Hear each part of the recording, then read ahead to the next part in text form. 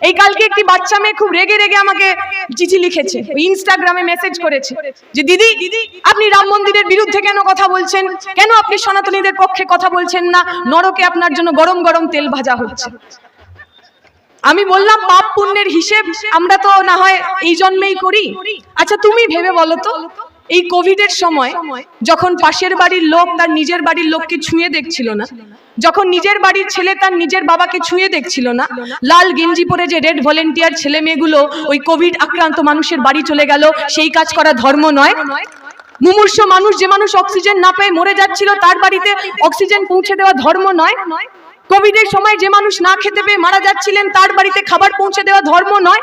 আমাদের তো বিবেকানন্দ শিখিয়ে গেছেন ধর্ম মানেই কর্ম।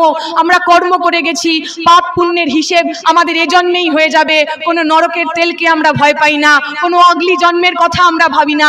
আর যারা যারা ভাবছেন